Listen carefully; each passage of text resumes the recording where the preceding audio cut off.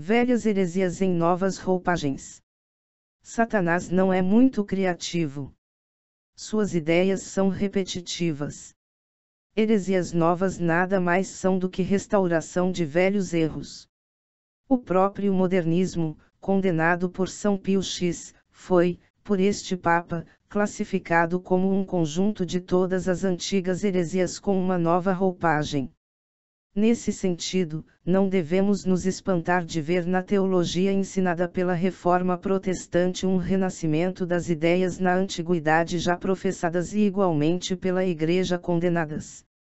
Buscando um suporte patrístico para as absurdas sustentações protestantes, os reformadores envolveram-se no ambiente histórico de polêmicas passadas.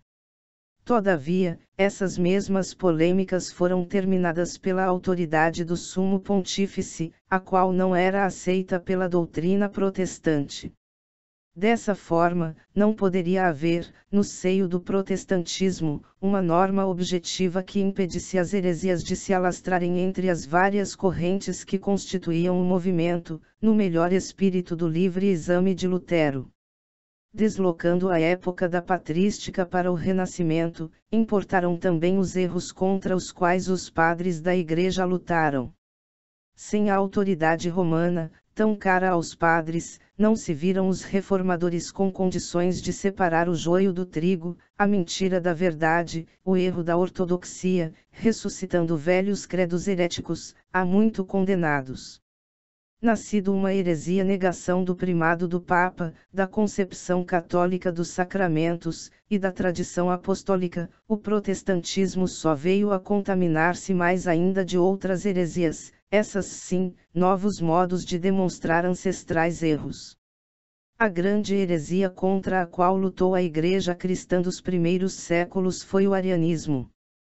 Pregava Ario, o principal líder dessa seita, que Cristo não participava da essência divina. O Verbo, para os arianos, não era Deus, porém a mais perfeita criatura. Só era Cristo o Filho de Deus na medida em que recebera do Pai uma adoção em um dado momento histórico, ou que nascera sendo por Deus criado. Para o arianismo, as naturezas divina e humana eram, então, incomunicáveis. Contra os erros de Ario, foi convocado o Concílio Ecumênico de Nicéia I, que aqueles condenou. Gerou o arianismo outras ideias errôneas, entre elas o nestorianismo, doutrina professada por um patriarca da Constantinopla que logo foi deposto de seu alto cargo. Nestório, de onde o nome da heresia confundia os termos natureza e pessoa. Assim, a doutrina comum de que Jesus tinha duas naturezas, o que será explicitado mais tarde, acrescentou o heresiarca o falso entendimento de que em Cristo havia duas pessoas. Os nestorianos professavam que o Verbo de Deus era uma pessoa divina, e que se uniu, no seio da Santíssima Virgem, a uma criatura humana, formando Jesus Cristo. No Salvador, haveria, então, uma pessoa divina e uma pessoa humana. Restava que divindade e humanidade continuavam separados, eis que a união em Cristo não era essencial, substancial. Sem perceber, Nestório atacou a base do cristianismo, que é a perfeita união entre o homem e Deus, naturezas humana e divina na única pessoa divina de Jesus Cristo.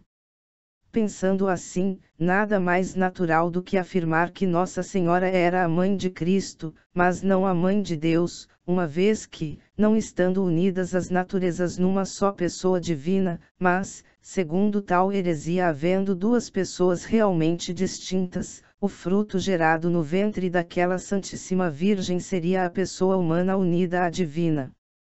A doutrina católica sustentava a união entre as naturezas humana e divina em uma só pessoa divina.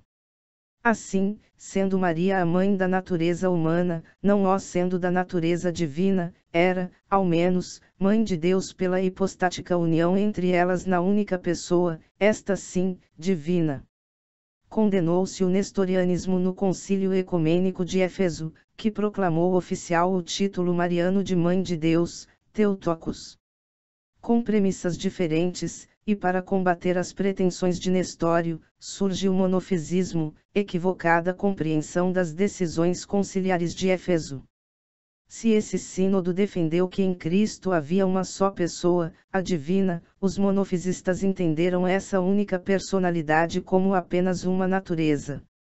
Se o nestorianismo enfatizava a separação em Cristo, exagerando de tal modo que separava as pessoas, o monofisismo enfatizava a união, exagerando de maneira a pregar que as naturezas eram uma só.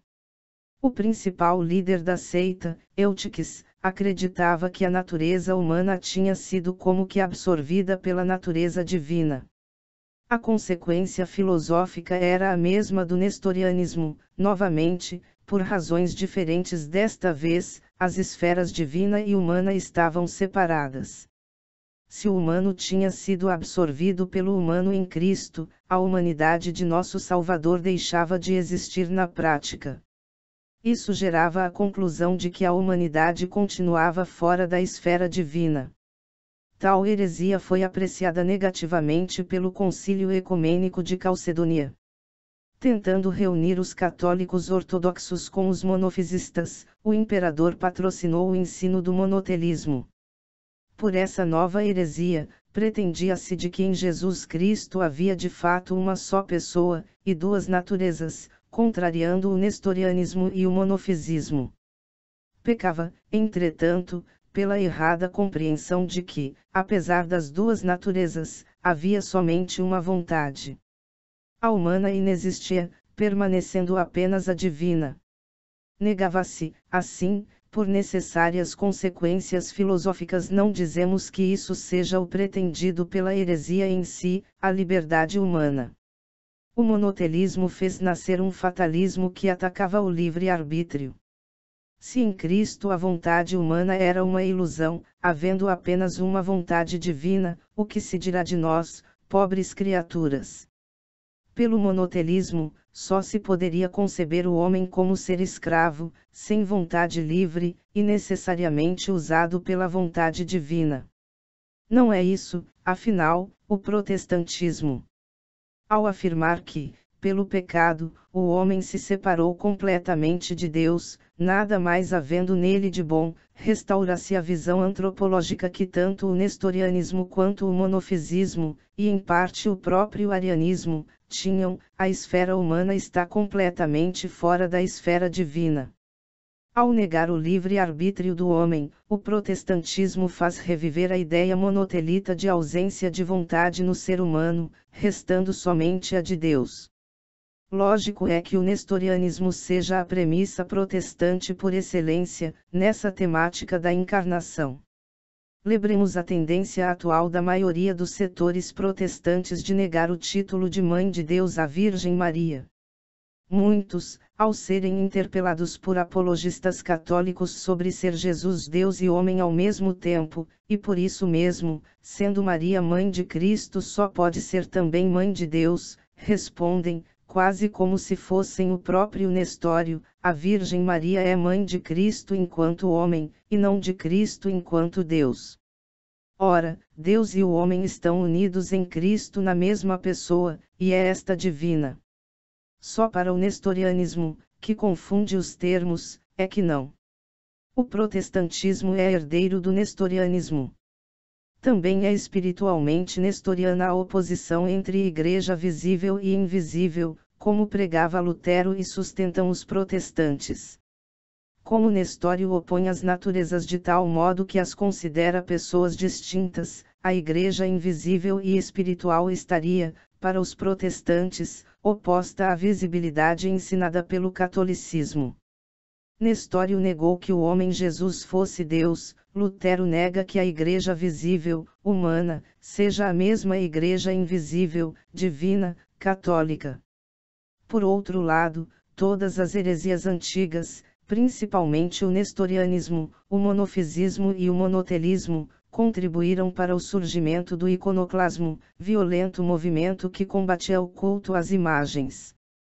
A negação de real ligação entre o mundo humano e o divino excluiu a verdadeira possibilidade de união entre Deus e o mundo material e sensível, e isso refletiu-se radicalmente no nascimento do iconoclasmo, justamente porque este odeia as imagens ao odiar a materialização do espiritual.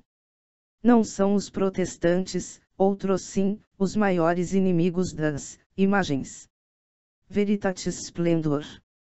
Retirado do site Católicos Online. http://www.pr.gunat.biz/index.php. E transformado em audiobook por Católico Formado e Informado é Católico Preparado.